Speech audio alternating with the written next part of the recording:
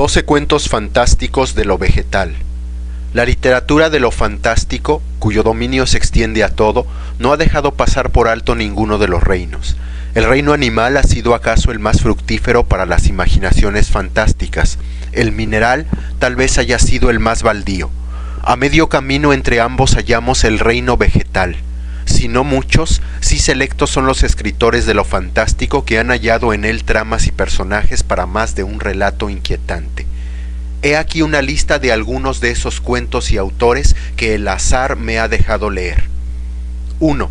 Del argentino Leopoldo Lugones, Viola Aquerontia, cuento de 1899 en que un viejo jardinero, obsesionado con el cultivo de flores, relata los retorcidos procedimientos que utilizó para crear una nueva especie de violetas negras.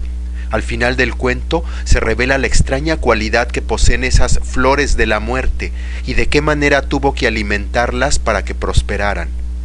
2. Publicado en 1905, La vid de una casa, del estadounidense Ambrose Bierce, relato en el que un par de hombres atestigua los movimientos voluntarios, como de ser consciente, de la enorme vid que cubre una casa abandonada.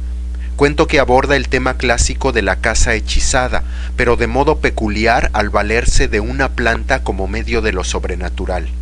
La descripción de lo que finalmente encuentran entre las raíces de la vid es memorable. 3. Del gran maestro inglés de la ciencia ficción, H. G. Wells, La floración de la extraña orquídea, de 1905. Este relato cuenta con el título más elegante de esta lista y también con la flor más mortífera de todas las que aquí aparecen. Relata la historia de un aficionado a las orquídeas que recibe, entre las pertenencias de un amigo muerto en África, los bulbos de una de estas plantas. Decide plantarlos en su vivero y espera con impaciencia a que florezcan. Su deseo, para su desgracia, se cumple. De 1907, Los sauces, del inglés Algernon Blackwood, cuento que desarrolla el tema clásico del bosque encantado o maldito, pero de manera original e inquietante. Los sauces del título son, junto con otros elementos de la naturaleza, como sonidos, sensaciones atmosféricas, marcas en la arena, las señales indirectas de la existencia de criaturas que no pertenecen a nuestro plano de realidad. En este relato, no solo lo vegetal, sino la naturaleza toda son emisarios de lo ominoso. 5. Del inglés William Hope Hodgson, La voz en la noche, de 1907, uno de los cuentos más escalofriantes de esta lista. Estrictamente, los hongos constituyen un reino distinto a lo vegetal, pero, en todo caso, se hallan tan equidistantes del reino animal como las plantas. La manera en que Hodgson imagina que lo animal y lo fúngico pueden unirse, así como el opresivo ambiente marino en que ubica su historia, son perturbadores. 6.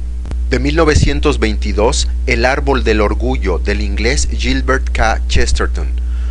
Jorge Luis Borges aseguró que Chesterton en sus escritos propendía a la pesadilla, y justamente menciona este cuento del inglés como ejemplo de uno de los atisbos atroces que suelen hallarse en sus relatos. Este cuento casi podría parecer una fábula de tintes religiosos si no fuera porque, en vez de moraleja, el lector encuentra al final un par de imágenes grotescamente horribles. 7. Escrito en 1949 por el inglés Roald Dahl, La máquina del sonido. Del maestro de los fines inesperados, un cuento sobre una máquina que permite escuchar sonidos normalmente inaudibles para el hombre. Lo que dicha máquina deja descubrir al protagonista con respecto al mundo vegetal lo llena de asombro y desasosiego. El vago horror de este cuento viene no de lo que muestra, sino de lo que implica. 8. De 1951, Pensamientos verdes, de John Collier. En La voz en la noche, Hodgson imaginó la hibridación de hongos y hombres. En Pensamientos verdes, Collier concibe unir lo vegetal y lo humano. Ciertas secciones del relato están escritas en un tono ligero, casi cómico, que no hace sino resaltar más el atinado espanto de las líneas finales.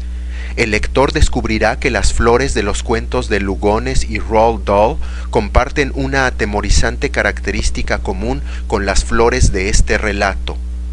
9. De 1952, El manzano, de la inglesa Daphne du Maurier. La autora de Los pájaros, el relato que inspiró la famosísima película de Hitchcock, crea en El manzano un extraño cuento de crueldad sobrenatural que recoge una de las ideas más grotescas del mito de la reencarnación, la posibilidad de que el alma de un difunto transmigre y viva en un árbol. 10. Del escritor belga Jacques Sternberg, El horticultor, publicado en 1970. Del muy imaginativo e injustamente muy olvidado Sternberg, brevísimo relato que presenta lo que decide hacer un horticultor apasionado por igual de sus plantas y su esposa cuando decide conjuntar sus dos pasiones. 11. De la argentina Silvina Ocampo, Hombres, animales, enredaderas, de 1983. Cuento del superviviente de un accidente aéreo en una selva donde los peligros reales que el hombre teme resultan nada ante lo que su prolongada estancia entre la vegetación lujuriante le ocasiona. 12. Del estadounidense Thomas Ligotti, Las flores, de 1985. Ligotti, ese clásico secreto de la moderna literatura fantástica, imagina en este cuento un hombre en busca de una mujer con quien compartir el acceso a un jardín secreto lleno de una vegetación extraordinaria. Pero el hombre y el jardín y la vegetación no son del todo como los de nuestro plano de la realidad. Las diferentes mujeres que enamora el protagonista reconocerán con espanto las diferencias.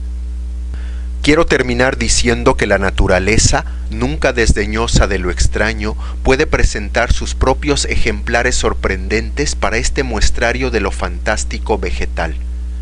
Pero baste resaltar aquí la errante rosa de Jericó, la mandrágora de raíces humanoides, la flor cadáver Amorphophallus titanum, cuyo aroma es igual al de la carne podrida, y el infortunado pero no por eso menos insólito caso del hombre árbol de Indonesia. Así, lo vegetal, que al bien intencionado ecologista o al turista cándido podría parecerle entrañable o aún hermoso, posee, como todo en nuestro extraño universo, la capacidad de volverse fuente legítima de pesadillas.